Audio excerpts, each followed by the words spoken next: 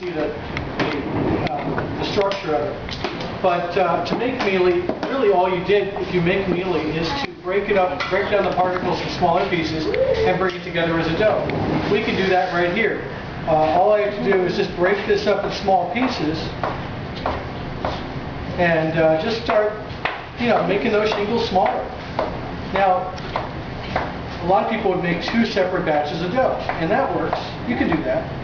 But this works just as well a lot of the time, and I find that it only takes a minute to do. By breaking it up small like this, I'm just making those particles smaller. While it's still good and cold, we'll bring it back together again. So if you were to forget your salt, this would be a great time to put in your salt. You're not alone if you forgot your salt. There are a couple of you that forgot your salt today. And that happens. As I told Sarah, that what will happen is basically it will seem a little bland. It doesn't have that salt in it. So mashing this back together again, it basically just becomes mealy dough. And you notice I'm really trying not to work it too much though. Even though I'm mashing it back together, I'm not gonna ruin this dough by making it too overworked. So where would you add the salt after you cut it into? After I cut it in little pieces, yeah, I would just sprinkle the salt in. All right, so when you're rolling out your dough, keep some bench flour around. It definitely makes your life easier. We're not looking to incorporate flour into the dough. We're just looking to keep it from sticking. And like I always do with dough when I'm rolling, is I keep it moving. I try not to sit there and let it roll too long and let it stick to my table. If it sticks to my table, of course it's going to cause problems because you're going to end up, having to peel it up off of the table and deal with breakage and those kinds of things.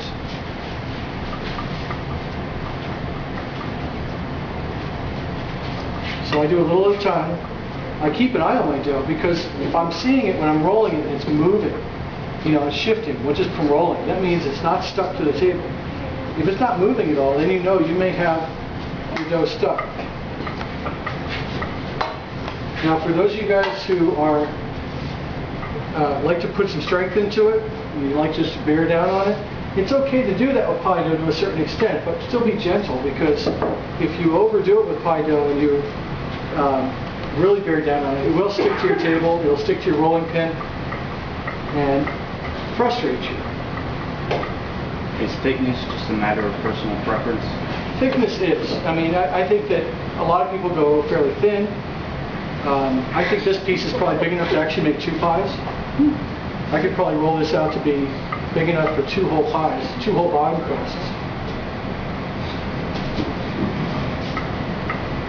I love Penny's face.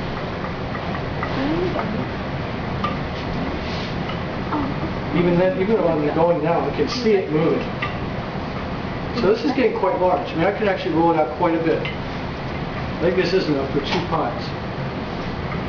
Chances are you'll be able to make about make a pie out of about 8 ounces of pastry. Yeah, you can see that's plenty good. Oh my gosh, you're actually using pie pans for pies? Oh yeah. This is the first time. This is new. What are we going to use it for? Damn, unfortunately she does have a point, Chef. Yeah, really. We use pie pans for everything around here. Everything but except for pies. Yeah. Yeah, that's kind of a funny point. Wait, do you take them home? Or do you actually have the pie out of that somehow? Oh wow. Yeah, you can take them home and you can use them for bribery and all kinds of things. For bribery. That's a good There are idea. people making some really good clam chowder downstairs. I don't know if all of you would like clam chowder, but that's okay. Now, I don't know about you, but I personally hang on to my scraps. Scraps make really good things. If you have kids around the house, take these, put a little cinnamon sugar on top, bake them off, and when the kids come running because they smell pie, you just get them out of the kitchen by giving them some of those, and it keeps them occupied. dealing with young children is really about bait and switch. That's really what it comes down to. If you give them something, they'll leave you alone for a while. And little kids are fun that way because they're easily entertained, and a little bit of crust with some cinnamon sugar on it, and they're happy. At least until everything else is done here. So I'm moving without. I'm not talking what I'm doing here. I just do this like automatically without even thinking. You notice I've got my dough cut out, sort of in the shape I want it to be. I've got my pie tin. My favorite way to do this is you could do it with your rolling pin and roll it up on your rolling pin just like we did with our cookie dough. And that works for some. This way works also, where you just fold it in half. Some people like to fold it in half again.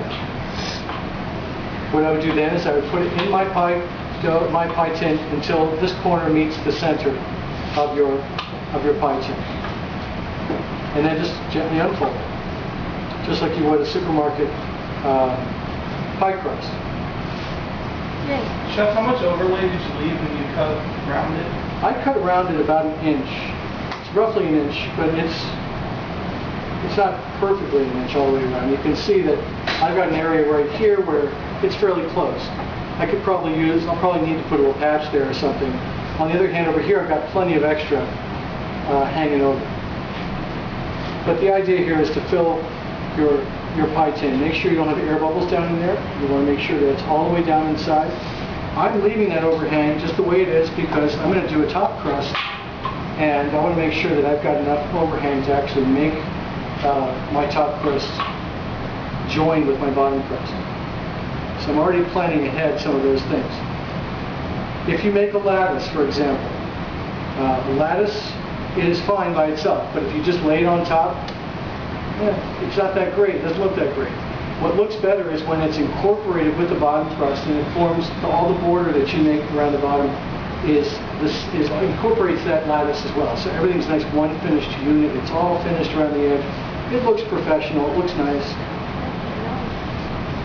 We want to keep it that way. We want to keep it looking professional. So you can see here, I've got an area here that could probably use a little help. And that's what my scraps are good for, too. So I can take my scraps and make a little extra border if I need more material. And I can add a little bit to it if I absolutely have to. We can patch. There's nothing wrong with doing that, because the reality is you want the pie to come out looking good. If you're making a lot of pies, let's say you're in a bakery and you're making a ton of them, you'll get it down to a system where all the pie is the same size, all the pie crust is the same size, and you can work it out so that you never have this problem where some of your crust is thin and some of your crust is overlapping. You work it out so it's all the same size. What I would probably do is find a piece of cardboard that's big enough where I know it's going to make an even border, and I would use that cardboard as my template.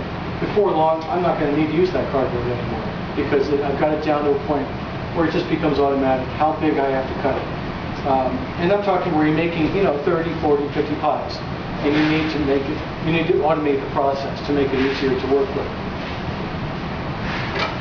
So from there, I can set these aside. That's all Mealy crust. My apples are still over the cooling. Let's go and let's use our flaky crust a little bit.